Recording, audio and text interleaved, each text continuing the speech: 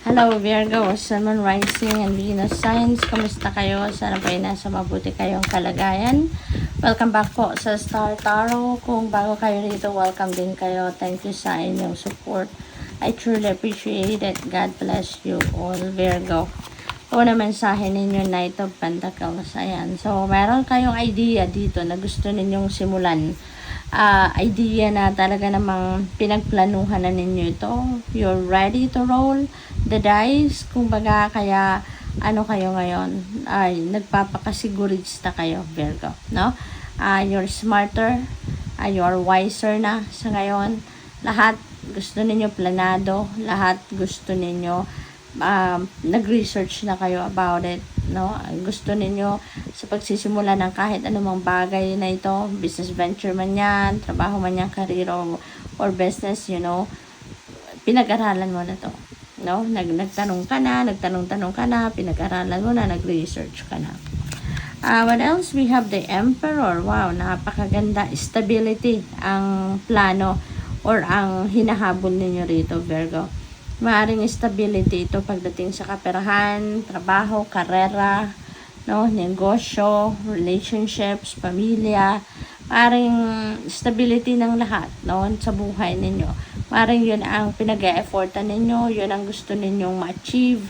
Kaya good luck sa'yo, Virgo. Promotion also is very imminent for some of you dito, lalo-lalo na kung nagtatrabaho kayo. And siguro may ina-applyan na kayong promotion. Pag-angat ng posisyon ninyo sa trabaho, so maaaring may mga ganun kayong inaasikaso din sa ngayon. Maaari din na things are going to be back in order na sa buhay ninyo. Maaaring marami na kayong pinagtrabahuan, pinag-effortan, at ngayon, no, ma-organize mo na din ang lahat-lahat. You have the Empress, napakaganda pagdating sa money, career, and finances, no? The Emperor and the Empress, nandito sila present. So, powerhouse ito, no? Virgo, pagdating sa kaperahan, napakaganda. So, talagang maibabalik nyo na dito yung balanse sa buhay ninyo. Ma-organize mo ng lahat, may sasaayos mo ng lahat. And you are ready to start, no? A new venture dito. You're ready to start a new job, a new career, diba? Bago negosyo, or kung ano man, no, na pagkakaperahan ninyo. Kasi si Empress, this is very abundant and prosperous energy. Kaya, maaari ngayon, magsisimula na kayong maging maluwag, no, ang inyong financial landscape. Ngayon, siguro, maisasaayos mo na ang kaperahang aspeto ninyo, Virgo. Magiging productive siguro kayo ngayon, extrang masipag, kaya magkakaroon kayo ng prosperity and abundance. This could be opportunities, no, na paparating sa inyo, na maghahatid sa inyo ng prosperity and abundance, no? Kaya napakaganda. We have the High Priestess. Sa lahat ng gagawin ninyo, dapat makinig talaga kayo sa inyong intuition. Okay? Kasi divinely guided kayo, Virgo. You're being sent intuitive messages ng universe. And that is to guide you, no, on how you're going to navigate your circumstances sa ngayon. Feeling ko talaga baka meron kayong sisimulang negosyo or siguro sisimulang investments. Baka may mga opportunities kayo for that sa ngayon, and yun ang sisimulan ninyo. So, always listen to your intuition so that you will be guided accordingly, you know, at hindi kayo maligaw, hindi kayo mapunta sa mga scammer, hindi kayo mabudol, yung ganon, no? What else? We have flow. You are in the flow with life. So, which is really beautiful. Kaya pala kayo blessed, no? Maraming biyaya ang paparating, opportunities na paparating, lalo-lalo na pagdating sa pamilya at sa kaperahan. Kasi you are in the flow with life. You are surrendering to the natural ebb and flow of life. So, siguro, ay kayong nagdadasal din, and you are offering your life, you're offering everything to God, no? Maaring ganon. Kaya sumusunod lang kayo sa gabay ng Panginoon through your intuition. So, what else? We have pleasure. Deserve naman ninyo ito kasi hard worker kayo napakasipag ninyo, you're also a multitasker, kaya kapag may pagkakataong ganito, no, you deserve pleasure as well, you deserve to enjoy that, no, kung anong meron dyan, go for it.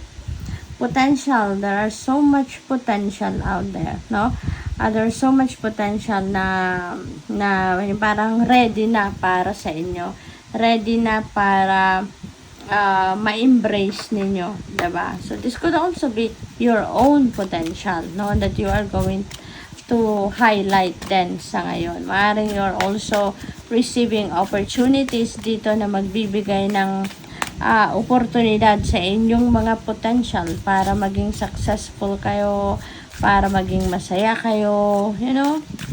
What else? We have luck. Wow, ang swerte ninyo, Virgo.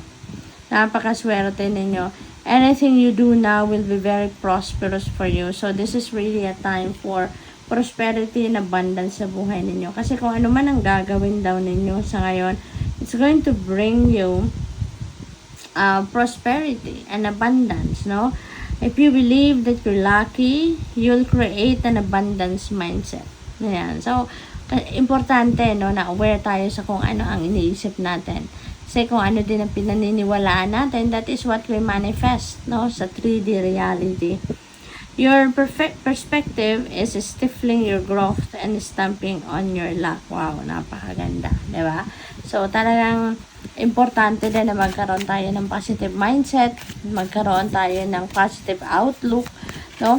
Lahat lang positibo, positivity lang na energy ang ibalot natin sa sarili natin so that we attract, no, positivity and all the good things, no, in the universe. Angelic help, wow, Virgo, yung mga guardian angels ninyo, laging nandiyan dyan, lagi kayong sinasamahan, pinoprotektahan, ginagabayan. So, you are really, really in touch, no, with your angels. So, napakaganda. This is the time to trust in the universe and know you will be provided for. Ayan. So, huwag kayo magdalawang isip, no? Hang in there. Ano man naman yung sitwasyon, kung may mga difficulties man na nangyayari, just hang in there. Kapit lang kayo sa inyong pag-asa at paniniwala, no? Na God has your back, your angels has your back. There is a career or blessing lining up for you. So, stay positive and believe. Yes? Tulad ng sinabi ko doon, project positive attitude lang. No? Positivity lang. And be aware of what you believe. Kasi yun ang nagmamanifest sa buhay ninyo. Okay? Kung anong laman ng isip at damdamin ninyo, yun ang makikita ninyo sa inyong 3D reality. Kaya, feel abundant, feel prosperous, feel lucky, feel blessed. At yun ang makikita ninyo sa 3D reality ninyo. Pay attention to the signs your angels send you during this time. Ayan. Maaring nakakakita kayo ng mga synchronicities, no? Angel numbers, no? Yun ang pinaka-common na mensahe or signs na binibigay ng universe or your angels, no? Nagpapadala sila ng mga angel numbers, yun, yung mga repeating numbers, mga 333, 444, at kung ano pang repeating numbers, no, katulad ng mga 1010, mga ganon, 1212, those are also angel numbers. So, maaaring nakakakita kayo niyan madalas, and that signifies that the angels are sending you a message. The angels are with you, nagpaparamdam sa iyo. So, kapag nakakita kayo ng mga ganon repeating numbers, no, and it catches your attention, definitely the angel is sending you a message, no. I-google ninyo yan. Google ninyo agad, hanapin ninyo kung anong ibig sabihin or ang angel number meaning, okay, ng mga numbers na nakita ninyo. Or kahit dito sa YouTube, meron na din mga may mga vlogs na din about that, nag-explain ng ibig sabihin ng mga angel numbers. What else? We have life purpose. Ayan, Virgo, karamihan sa inyo, eto na yung inyong life purpose, no? Maaaring ang iba sa inyo, you are already living your purpose sa ngayon, ano? Sabi dito, you will have new ideas and inspirations that will guide you to your divine calling. Ayan, so, maraming, downloads ang paparating sa inyo, Virgo. Downloads, intuitive messages, no? And yun ang gagabay sa inyo patungo doon sa kung ano man ang life purpose ninyo. Kaya importante na lagi kayong makikinig, lagi kayong mag-tune in sa inyong intuition because you are being sent guidance dito. There is a powerful energy dito na magpupul sa inyo patungo doon sa kung ano ang divine calling ninyo. What is meant for you will not leave you as long as you continue to push forward. That's very true. What is meant for you won't pass you by. Okay? Kaya take advantage of every opportunity. Kasi yung oportunidad na yan, basta dumating yan sa buhay ninyo, yan ay para sa inyo. Pag na-miss ninyo yan, it will come back. No, but you have to wait another cycle before it comes back, but it will come back. Kaya as much as possible, when there's an opportunity knocking on your door, take a look at it. No? Take a look at it.